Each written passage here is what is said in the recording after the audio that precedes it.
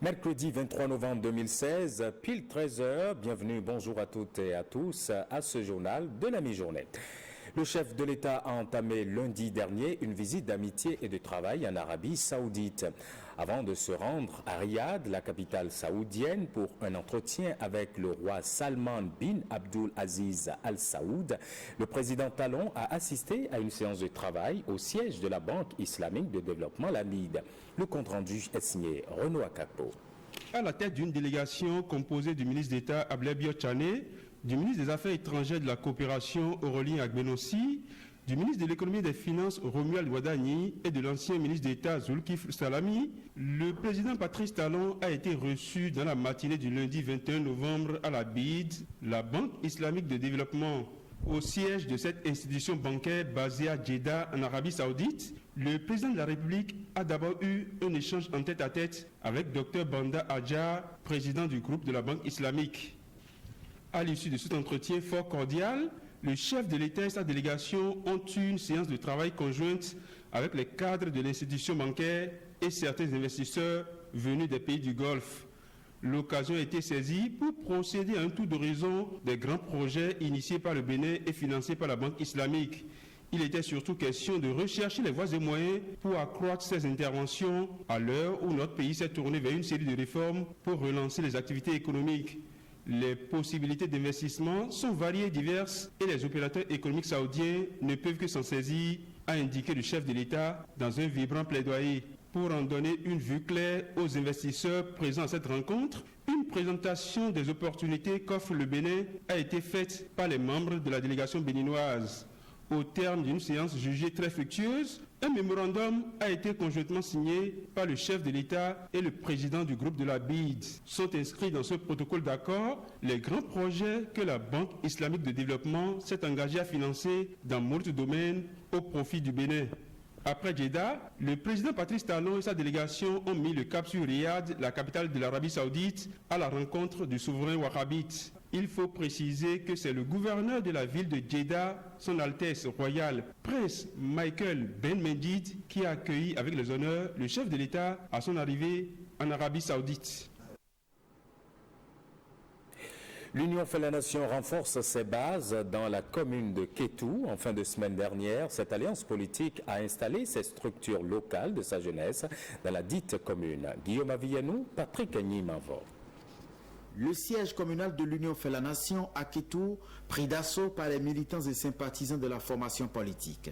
Depuis la fin des dernières joutes électorales, l'alliance constituée de plusieurs partis politiques tente de renforcer ses bases dans le département du Plateau. Ces responsables viennent en effet installer des structures communales de la jeunesse de l'Union fait la nation à Kétou.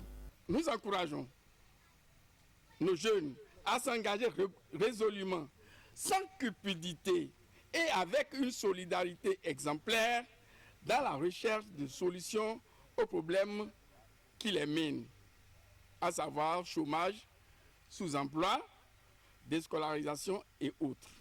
Nous invitons le bureau qui sera mis sur place à la fin des travaux à ouvrir largement ses bras pour accueillir les autres confrères désireux rejoindre le groupe car la moisson est abondante. Je pense que vous ne mesurez pas vous-même exactement votre importance. La rupture ne peut pas réussir sans vous. Si vous retournez à l'histoire du Bénin, vous verrez que les jeunes ont toujours joué un rôle capital dans l'évolution du Bénin. La jeunesse est considérée ici comme étant le porte-étendard de l'alliance politique dans la région et ses dirigeants au plus haut niveau voudraient compter sur elle pour des transformations sociopolitiques profondes. La jeunesse UN de la commune de Kétou est maintenant organisée. Elle est debout et elle va travailler avec l'ensemble de la jeunesse du Bénin pour faire du Bénin un pays où il fait véritablement bon vivre. Dans quelques jours, des figures de pro de l'Union fait la nation devraient se déplacer vers les structures naissantes de sa jeunesse à Kétou pour définir des stratégies d'occupation du terrain.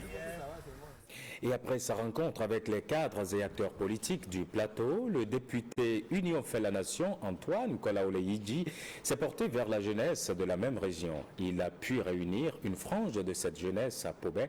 C'était pour des échanges sur le développement du département du plateau. On retrouve Guillaume Avianou et Enoch Adandé. Ils sont venus des 5 communes du plateau pour se retrouver à Pobé sur invitation du député UN de la 22e circonscription électorale Antoine Kolaole-Yidji. Ces jeunes d'obédience politique diverses viennent écouter un aîné en art de gestion de la cité, désireux de partager avec eux sa vision pour le développement de la région. Il y a eu alternance au pouvoir en avril dernier. Il était normal qu'on se retrouve et qu'on change de comportement. Et pour qu'on ne soit pas toujours être en train de critiquer l'autre, il vaut mieux créer des creusets et permettre à l'autre de s'exprimer. Il est normal de permettre à l'autre de faire des suggestions. Et c'est pour ça que nous sommes là. La rencontre a été une occasion de dialogue sans langue de bois entre seniors et cadets en politique. Au-delà de tout, vous avez un territoire commun. Vous avez un département commun. Vous avez, j'en suis convaincu, un destin commun. Et si vous ne pouvez pas défendre ensemble ce destin commun, vous vous trompez. Je crois que vous l'avez si bien dit tout à l'heure. Autrefois, il n'y en avait pas. Aujourd'hui, il y en a rare, mais pas parce que les femmes n'existent pas. Je ne sais pas comment l'information a été passée. La jeunesse est divisée, c'est un fait. Nous sommes conscients de cela. Mais quelle est la source? Cette division vient d'où? Et c'est en cela que je vous intéresse. J'intéresse nos aînés. Les dirigeants locaux de l'Union fait la Nation promettent de multiplier les rencontres de ce genre avec la jeunesse du plateau.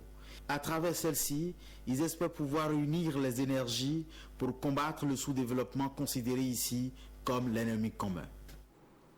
Fin ce vendredi du 2e salon de la qualité alimentaire du Bénin. Plusieurs personnes ont été distinguées au cours de ce salon où l'huile rouge de palme a été mise en valeur. Ursula Konen, chef programme de l'approche communale pour le marché agricole, revient ici sur le bien fondé du salon.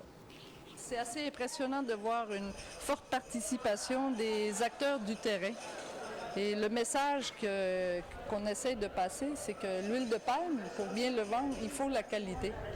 Et regarder tout l'aspect qualité devient un aspect même économique, parce que plus la qualité elle est bonne, plus vous avez de chances à attaquer des marchés qui sont plus prometteurs. Cette année, c'est un premier concours auquel ABC et ACMA a participé.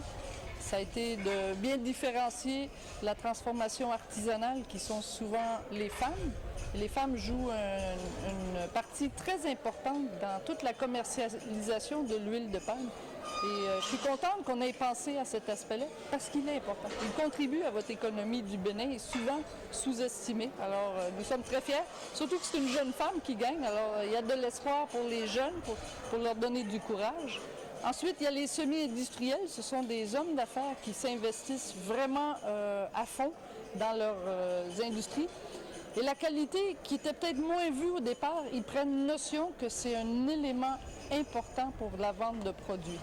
Alors, je félicite aussi tous ces hommes et ces femmes qui ont le courage de se lancer dans une filière qui n'est pas toujours facile, mais qui peut être rentable.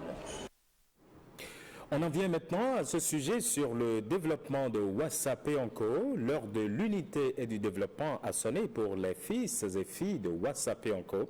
Il fait jour, c'est le cri de cœur lancé par le maire de la commune lors de l'Assemblée générale ordinaire de l'Association de développement économique et social de Ouassa-Péanco. C'était samedi dernier à la Maison des Jeunes de la commune. Compte rendu, Ronald Robinson, Cadnel Capo.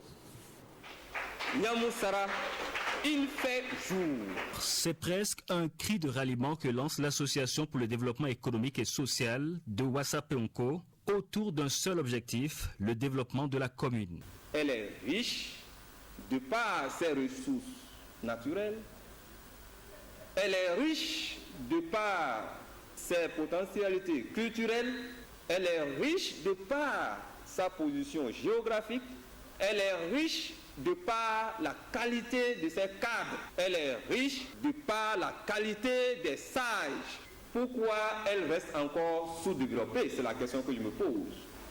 La réponse se trouve dans la crise sociale qui avait secoué la cité avant novembre 2013, une crise que l'association de développement de Peonko a su gérer en bonne intelligence avec les forces de l'ordre de la cité.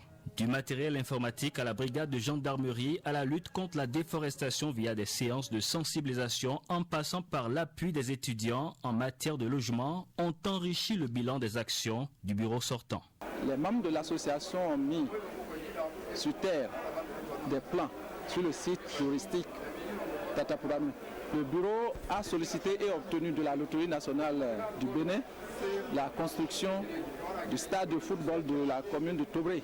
Notre bureau a également pris une part active dans le suivi de la construction du stade omnisport de la commune de Wassa-Peonko. Pourtant, les défis sont encore bien grands, notamment dans l'accès à l'eau potable. Il reste encore beaucoup de localités qui boivent l'eau des rigoles et pendant la sécheresse, qui parcourent des dizaines de kilomètres à la recherche de l'eau. Nous avons beaucoup d'écoles sans enseignants.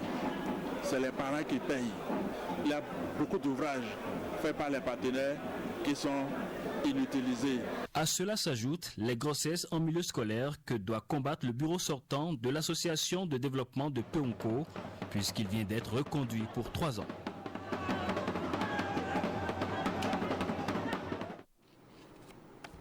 Et puis l'artiste de la chanson traditionnelle, Ezine Gagnon, est vraiment mal en point. Il est souffrant depuis plusieurs mois maintenant. Il a reçu la visite de ses proches. Ce fut des instants de témoignage et surtout de prière pour un prompt rétablissement de l'artiste. Gilles Dansou, Ernest Tétégou. Nos artistes demeurent et restent présents dans nos pensées. Ezine Gagnon, aujourd'hui souffrant, reçoit une visite bien particulière. Cela donne du boom au cœur. Une discothèque bien fournie, création artistique qui renseigne, qui donne beaucoup de leçons de vie.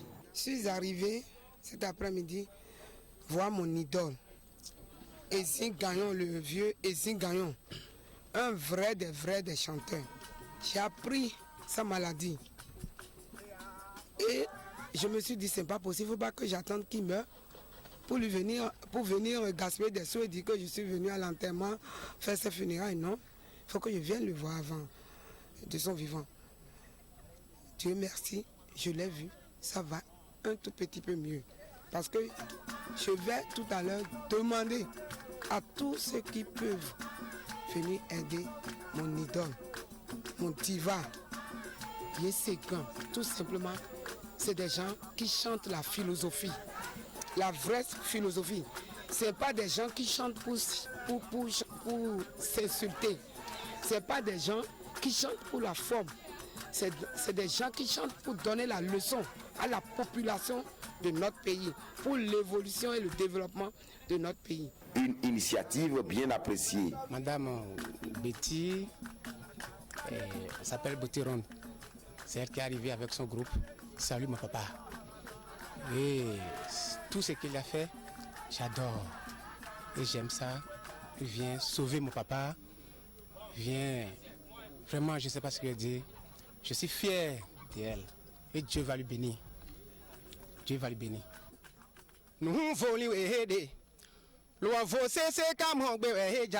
Et c'est quand on est au Tobago, l'oué Tobaga Saint-Doubé. Fiji, son todo n'andi so. Mais des sons qui Toba est en nous, secret Tobaton. Toche n'a biquibé au coach, mes filles. Nos artistes restent et demeurent pour nous des valeurs inoubliables. Pendant ce temps, les acteurs culturels de Parakou, eux, sont fâchés. Ils dénoncent l'abattement du Fonds des arts et de la culture. Ils ont fait une déclaration, la quintessence, avec Alexis Sassogba et Federbe Agbado. Nous, Fédération des acteurs culturels du Septentrion, nous insurgeons contre l'abattement systématique et sans logique du budget du Fonds des arts et de la culture. En effet, au moment où le budget global du ministère de la Culture et du Tourisme a connu une hausse, celui du Fonds des arts et de la culture a connu un abattement. Soit de 5 milliards, ce budget est passé à 2 milliards 400 millions. Et le drame est que dans le même temps, une ligne budgétaire nouvelle a été créée et sur cette ligne, on a mis 5 milliards. Et cette ligne sera gérée directement par le cabinet du ministre. Alors, nous exigeons que cette nouvelle ligne budgétaire soit reversée à la cagnotte du Fonds de la culture et des arts. Sinon, autrement, c'est dépouiller le Fonds des arts et de la culture de sa mission. Nous exigeons le lancement sans délai de la saison artistique 2017, car c'est pour la première fois que nous constatons un ministre de la Culture qui fait opposition au lancement de la saison artistique. Et nous bouclons cette édition avec ce carnet noir en sport. La famille de la boxe du Bénin, précisément des départements du Borgou et de la Liborie, est en deuil. Jean-Marie Huenou de Dravo a tiré sa révérence ce dimanche à Parakou. Retrouvez ici quelques témoignages sur le disparu dans ce sujet, signé Simon Villon et Féderbe Agbado. Jean-Marie Huenou de Dravo, précédemment secrétaire général de la Ligue de boxe Borgou-Liborie, est décédé à l'âge de 67 ans des suites d'une maladie. J'ai voyagé pour aller à Cotonou. Et le directeur de sport d'élite, son reçu est là. Donc j'ai déposé tous les dossiers de Lyon Boxing Club. Quelques jours après, on m'appelle pour me remettre un petit mot que quand le compte rendu, il y a certaines choses qui ne sont pas à jour. De reprendre et d'amener ce que je n'ai pas eu à faire jusqu'à ce jour à cause de mon état de santé. L'illustre disparu est un homme engagé dans la dynamique du développement de la boxe au Bénin. Sa disparition trouble ses proches et amis. Vraiment, c'est un grand coup pour moi parce que c'est grâce à des travaux que moi, Caliste, je suis rentré dans la boxe. J'étais totalement troublé car c'est quelqu'un qui se débat. Il se bat trop pour la Ligue. On travaille ensemble, matin jusqu'au soir. Même quand les collègues veulent avoir des conflits, il essaie de les calmer rapidement. L'homme que tous les acteurs de la boxe pleurent a joué un rôle déterminant dans le dénouement des conflits au sein de la Ligue. Pour la réconciliation, il s'est donné et que tout le monde est réconcilié. Donc la boxe va reprendre. Grâce à lui, même s'il n'est pas là, il nous a réconciliés. Couturier de formation, Jean-Marie Huenou de Dravo laisse derrière lui 9 enfants et une veuve. Et voilà qui met un terme à cette édition. Merci à toutes et à tous de l'avoir suivi. Prochain rendez-vous de l'info sur l'ORTB, c'est tout à l'heure à 16h30. Mais l'info continue sur le www.ortb.bj.